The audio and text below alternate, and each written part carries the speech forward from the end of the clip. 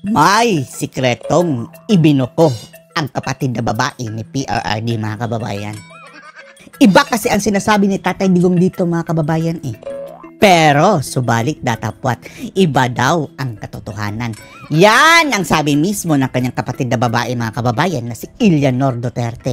Na hindi raw totoo na pasang-awa lang ang mga grado ni dating Pangulong Duterte. Sa makatuwid, mga kababayan, ang tataas daw ng kanyang grado. Mautak daw talaga yang si dating Pangulong Digong, mga kababayan eh.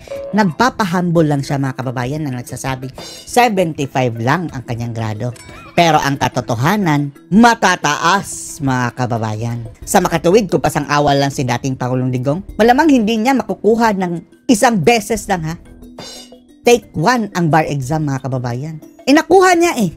1 take lang, mga kababayan. Naging presidente pa nang hindi umaasa sa dinastiya. Hindi kagaya ng ilan dyan, mga kababayan, na naging presidente dahil the junior.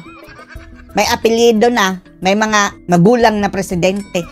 Pero si PRRD, genuine daw talaga ang katalinuhan niya. Panoorin niyo po, ha.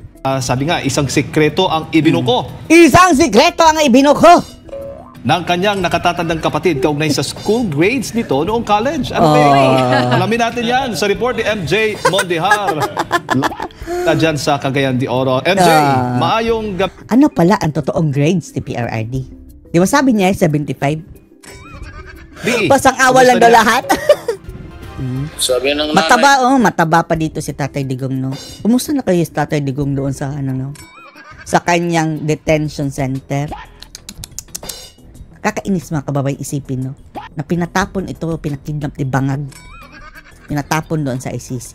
Walang utang na loob ng Bangag, mga kababayan. Rodrigo, ang teacher yun eh. Wala ka nag-ipag-asa kasi 75. Tumatama na yan. Basta makaakyat lang, parang hagdanan niya eh. Yan ang palaging kwento ni dating Pangulo Rodrigo Duterte sa kanyang mga talumpati noon. Patok. Tingnan niyo, mga kababayan, ang mga tao, mga audience, nakangiti, mga kababayan, nakapalakpak. Samantalang ang audience ni Bangag ngayon sa kanyang bagoong Pilipinas, namigay pa yan ng ayuda, ha. Simangot lahat. Talumpati noon. Patok sa masa ang kwento ni FPRD dahil marami nakaka-relate sa grado niyang 75. At ngayong karawan ng dating Pangulo, may isang sekretong ibinunyag ang kanyang manang o ate. Si ang pangalan Manang. nilang si Eleanor Duterte. Sa eksklusibong panayam ng SM9 News, ilinaw. Siya rin ang may sabi, mga kababayan, na walking dead na daw si PBBM. Dahil sa halip na kabutihan, kasamaan ang sinusunod, mga kababayan eh. Yapak ng Diablo ang sinusunod na daw ng ating presidenteng BBM ngayon, mga kababayan. Ang 83 anyos niyang kapatid na pagpapatawa lang pala ni FPRD na 75 Joke! lang ang kanyang grado noon. Doon ako nagtawa kasi yan si Digong yung tumatakbo po yan pagka-presidente presidente na nagpapatawa sa tao na okay lang daw ang 75.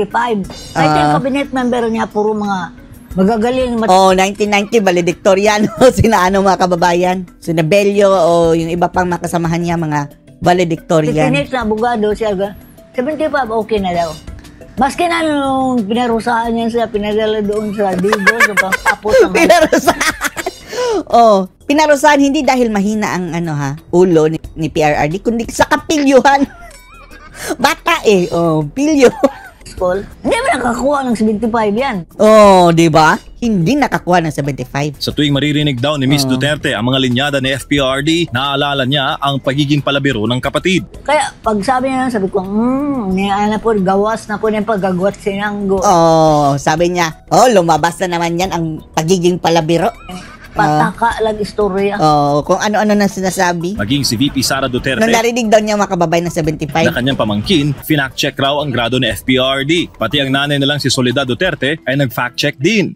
Sabi ni Inday, pinumpir daw niya. Sabi ni Inday, umuwi pa, before that, nang umuwi ako dito sa nanay ko, hindi ko alam yung 75 niya kasi bago na yung naging presidente. So, ilan ba talaga ang score ni Digong? Sabi niya, nanay ko, I think, I remember it's between 85 or 86, somewhere na sabi ng nanay. 84 to 86. Ang taasan yan, mga kababayan. Okay lang pala yung grado na yan. Hindi 75. At pilyo pa yan, ha? Mga kababayan. Hindi pa masyadong nag-focus sa pag-aaral. Paglalahat pa na nakatatandang Duterte na pet peeve o kinaiinisan ni FPRD ang mga taong mayabang. Kaya Ayaw kasi niya na mayabang. Hindi na nagtataka si Miss Duterte kaya dinadaan ni FPRD sa biro ang kanyang school grades bilang palatandaan na hindi ito mapagmataas sa sarili. Hindi niya pinagmamayabang mga kababayan. At baging ang kanya mga accomplishment ngayon, hindi niya pinagmamayabang. Hindi kagaya ng ilan mga kababayan. Akala mo kung sa kanila ang perang pinagawa ng mga proyekto, Diyos mio, lalagyan pa ng mga pangalan. At kung sineryoso pa raw sana ni FPRD ang law school, saad ni Miss Duterte na may kapasidad daw ang dating Pangulo na mag-top sa bar exams. Oh, di ba? Pwede pa siyang mag-top mga kababayan. Ang sabi niya lagi nag-iinom o ganyan. Kabataan mga kababayan. Kinuwento ng nanay ko na yung mga kasama daw niya, tamad ba mag-aral yan kahit na naging abogado kung nag-review lang yan siya ng tao. Hindi pa pala nag-review ng maayos mga kababayan. Pumasa. Ang mga classmate nila, black horse daw siya. Black baka horse. mag-top sa bar. Di ba? Matalino mga kababayan. Hindi man nag-aaral yan. Pero ganun na siya. Basta naintindihan. Kung talagang nag-serious lang sa board, niya, sabi pa ng mga classmate na, si Rudy, baka, kung mag-aral lang yan, baka mag-top. Wala man sa kanya yan. Basta, yun na nga, para sa 75 lang daw.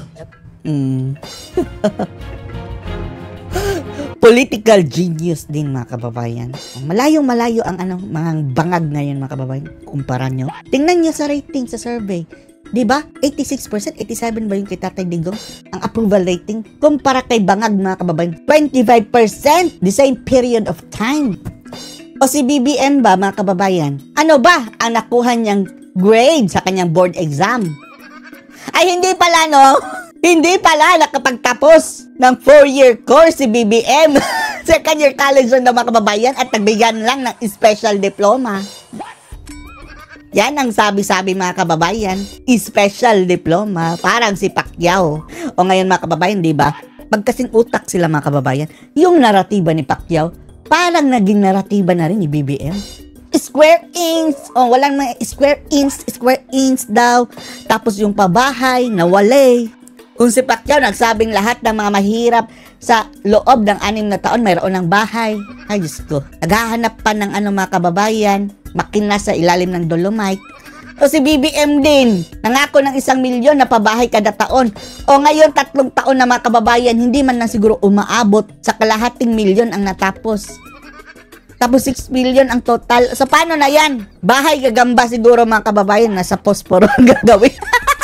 Yung mga kaulo lang mga ganyan mga kababayan, hindi na dapat yan sinasabi.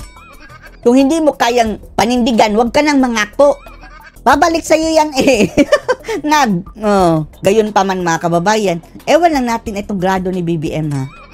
Sana may maglabas ng grade si BBM kahit pa elementary na lang. High school. Tapos yung first year and second year college niya. To think ba kababayan na college nga hindi niya natapos ng yung formal education mga kababayan na 4 years. Special diploma Ang sabi ni BBM, gayon pa rin pareha lang din yan Pero nabigyan ka ng special diploma dahil mayroong special treatment sa'yo. Nung nabigay sa'yo yan, presidente ang tatay mo. Hindi mo talaga yan pinaghirapan. Maging si Amy Marcos mga kababayan. Hindi nga yan abogado, di ba? Kaya sa mga nagsasabing, sana si Amy na lang naging presidente. No way! Pare-pareho lang na sila mga kababayan. Ang matalino lang talaga ay yung kanyang ama. Pero, ganun pa, Marcos Espartos mga kababayan. Tama nga ang sabi ni Roque, kung ano ang puno, siya ang bunga. Huwag kayong umasa na mamunga ng santol ang mangga. Ano na masasabi niya dito? Post your comments below.